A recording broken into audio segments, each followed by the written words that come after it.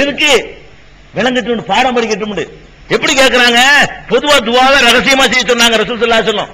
ரகசியமா தான் அவங்களும் செஞ்சுக்கிட்டாங்க. எல்லா துவாக்களையுமே சத்தம் போட்டு மைக்கு போட்டு அடிக்கிறது கிடையாது. ஆனால் சில விஷயங்கள் மக்களுக்கு புரிய வைக்கணுங்கிறதுக்காக வேண்டி அல்லாஹ்ட்டையும் கேட்கிற மாதிரி இந்த மெசேஜ் நமக்கு பாஸ் பண்றாங்க. அதுவும் கடைசி கட்டத்துல தான். எப்படி கேட்கிறாங்க? அல்லாஹும்ம லா தஜல் கப்ரி வசனா, இறைவா வசனம் யோபது, என்னுடைய கபரை அல்லாஹ்ட்ட கேட்கிறாங்க. இறைவா என்னுடைய கபரை ஒரு வழிபாட்டு தலமாக நீ ஆக்கி விடாத அல்லாஹ் கேட்கிறாங்க. நான் மூத்தா போறேன் அல்லாஹ், என்னுடைய அடக்கஸ்தலத்தை ஒரு வழிபாட்டு தலமா நீ ஆக்கிறாதே, காப்பாத்திடலாம். இன்னைக்கு எல்லாம் காப்பாத்தி வச்சுக்கிறான். இன்னைக்கு வரைக்கும் சந்தன கூடி இல்லையே, இன்னைக்கு வரைக்கும் உண்டியல் இல்லையே, இன்னைக்கு வரைக்கும் யார் யாருக்கெல்லாம் கட்டிவிட்டாங்க, ரசூலுல்லாஹ் கட்ட முடியலையே, கொடியேற்றம் இல்லையே, கொடி இறக்குறது இல்லையே, கத்தத்ராவு இல்லையே, ஒண்ணுமே இல்ல. ஏன் இல்ல? அல்லாஹ்வுடைய தூதருடைய துஆவை அல்லாஹ் ஏற்றுக்கொண்டு காப்பாத்துறான். என்ன சொல்றாங்க?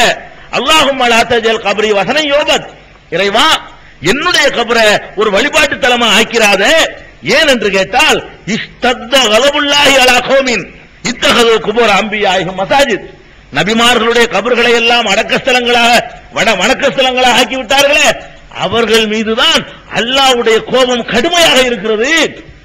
உள்ளதிலே அல்லாஹ் ரொம்ப கடுமையா கோபப்படுறது யார் மேல என்று சொன்னா, நபிமார்களுடைய அடக்கத்தலங்களை வணக்கத்தலங்களாக ஆக்கி விட்டாங்களே அவங்க மேலதான் அல்லாஹ் கடும் கோபப்படுறான்.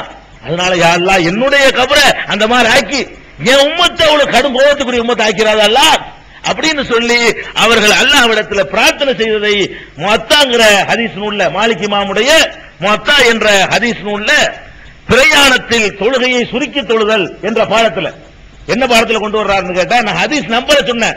நம்பர்கள் ஒரு எடிஷனுக்கு அடுத்த எடிஷன் வித்தியாசம் வருது. அதுக்காக பாடத்தை சொல்லி போடுறது. உதாரணத்துக்கு நம்பர், ஹதீஸுக்கெல்லாம் பாடம் தான் சொல்லுவேன். அதனால தொழுகையை பிரயாணத்துல 2 ரகா 4 ரகாத் 2 ரகாத் சொல்லலாம் இல்லையா, அப்படி ஒரு பாடம் இருக்கு முஅத்தாங்கிற ஹதீஸ் கிதாபுல. அந்த பாடத்துல இந்த ஹதீஸ் இடம்பெறுகிறது. அப்ப நமக்கு என்ன விளங்குது? அல்லாஹ்வுடைய கோபம் அதிகம் வந்துடக்கூடாதுங்கிறதுக்காக வேண்டி என் கபரையே வழிபாட்டு தலம் ஆக்கிறாத அல்லாஹ் கேட்கிறாங்க. அது மாத்திரம் இல்ல, நம்மளுக்கு சொல்றாங்க அபூதாவுதுல மனாசிக்குனா ஹஜ் கடமைகள் அத்தியாயம் இருக்கு அபூதாவுதுங்கிற ஹதீஸ் கிதாபுல. அதுல மனாசிக் என்ற ஹஜ் கிரியைகள் என்ற அத்தியாயத்தில் வருது, லா தஜஅலு புயூத்தக்கும் குபூரா வலா தஜஅலு கப்ரி ஈதா, உங்களுடைய வீடுகளை கபராக்கி விடாதீர்கள், என்னுடைய கபரை திருவிழா நடக்கிற இடமா ஆக்கி விடாதீர்கள். 2 கட்டளை போடுறாங்க. என்னுடைய கபரை நீங்க விழா ஈதுனா பெருநாள் ஈதுங்கிறோம்ல, அப்படி சொல்றாங்க. லா தஜஅலு கப்ரி ஈதா, என்னுடைய கபரை திருநாளாக ஆக்கி விடாதீர்கள். என்னுடைய கபருடைய அந்த உருசுங்கிறோம்ல, இன்னைக்கு அவருடைய கந்தூரி நாள், அதான் என்னுடைய கபரை கந்தூரி கொண்டாடுற இடமா ஆக்கிறாதீங்க. என்ன விளங்குது?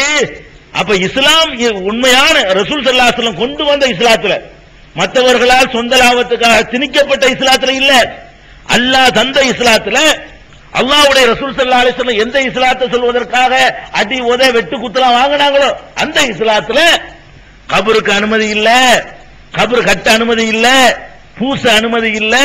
இவ்வளவுக்கு தெளிவாக இந்த மார்க்கத்தில் சொல்லப்பட்டிருக்கு. அப்ப முதல்ல விளங்கிக்கணும், கபருங்கிறதுன்னு சொன்னா இது அல்ல கபரு. கபரை இதே கூடாதுங்கும் போது இதுக்கு இதே ஜியாரத் பண்ண சொல்லிருப்பாங்க.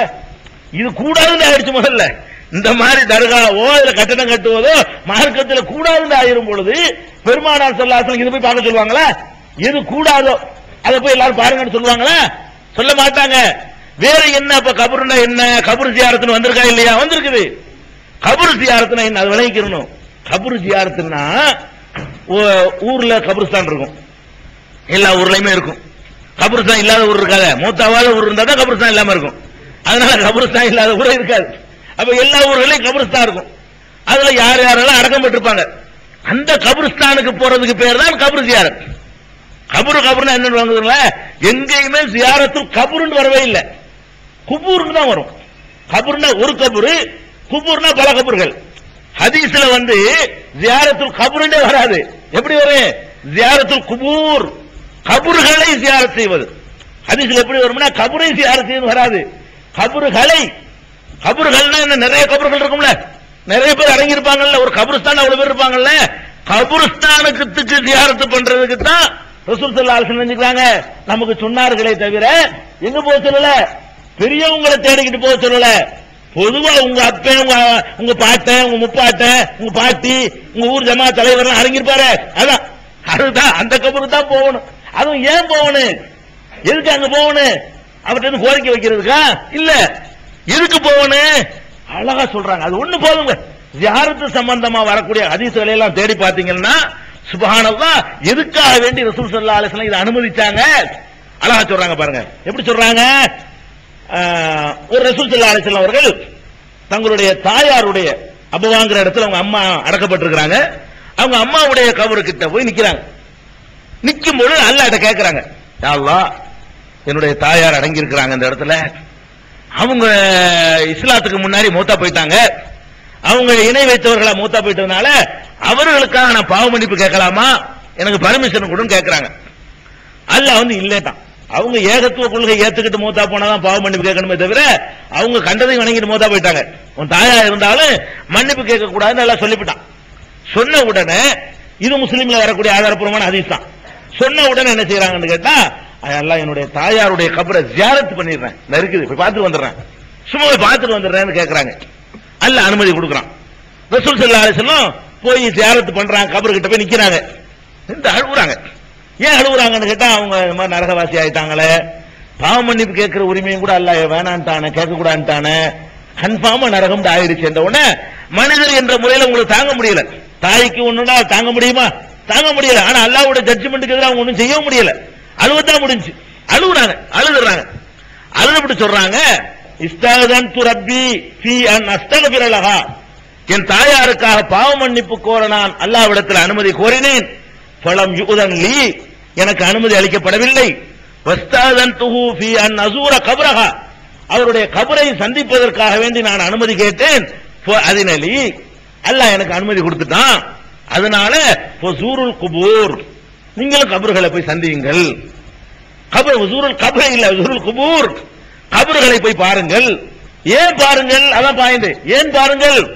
ஃபஇன்னஹா துதக்கிருல் மௌத், ஒரு செய்ய சொல்லிட்டு ரசூல் ஸல்லல்லாஹு அலைஹி வஸல்லம் காரணத்தையும் சொல்றாங்க. ஏன் உங்களை கபருக்கு போக சொல்றேன்னு கேட்டா, அது மௌத்தை ஞாபகப்படுத்தும். எதுக்குன்னு தெரிஞ்சுக்கிட்டீங்களா? ஒரு கபர்ஸ்தானுக்கு போறிய, ஊரையே ஆட்டம் அடக்கி ஆண்டவன்லாம் மூத்தா போயிருப்பான். அங்க நின்று நம்ம நினைச்சு பார்ப்போம், என்ன ஆட்டம் போட்டாயும், இவன் எல்லாம் போயிட்டாங்க, நம்ம எல்லாம் ஏமாத்துறோம். எவ்வளவு பெரிய கோடீஸ்வரனா இருந்தான், இந்த மாதிரி ஒண்ணும் இல்லாம திடீர்னு போட்டுட்டு போயிட்டானே, காலில் ராத்திரி தானே படுத்தான் அங்க இருக்கிறவன், அந்த இங்க அடங்கிருக்கானே, நல்லா தானே இருந்தான், ஏற்றிட்டாங்களே, அவனை பாருங்க இப்படி ஒண்ணுயா. ஒவ்வொரு கபூர்ல உள்ள நமக்கு தெரியும்ல. ஒரு ஊர்ல இருந்தோம்னா எந்தெந்த இடத்துல யார் யாருன்னு அதெல்லாம் தெரியும். ஒரு 10-15 கபரா நமக்கு என்னன்னு தெரியும்.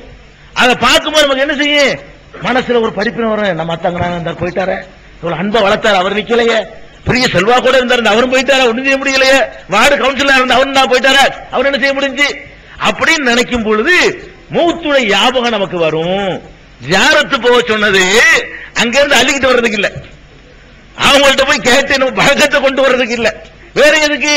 கபர்களுக்கு நீங்கள் போங்க. கபர் நான் கேட்கிறேன், இங்க இருந்து நம்ம கபரே மெட்ராஸ்ல இல்லாத மாதிரி நினைச்சுக்கிட்டு இங்கே நாகூருக்கு போறீங்க, மெட்ராஸ்ல கபரே இல்லையா? இந்த சுண்ணத்தை நிறைவேற்றருக்கு இங்க இருந்து ஏர்வாடிக்கு போகணுமா? இங்க போய் பார்க்கலாம்லங்க. உங்க தகப்பனார் அடங்கியிருக்க, அதை போய் பார்க்க வக்கில்ல. உங்க தாயார் அடங்கி இருக்கிறாங்க, அதை போய் பார்த்து அதுக்கு ஒரு துவாவும் செய்ய சொல்றாங்க, பின்னாடி என்ன செய்யணும் வருது, அதை கேட்கறதுக்கு வக்கு இல்ல. இவர் எங்கெங்கயோ போயிட்டு கபர் ஜியாரத் பண்றாங்க. எதை இடிச்சு தரைமட்டமாக்கணும் ரசூல் ஸல்லல்லாஹு அலைஹி வஸல்லம் சொன்னாங்களோ அங்க போய் இவர் ஜியாரத்துங்கிற சுன்னத்தை செய்ய போறாராம்.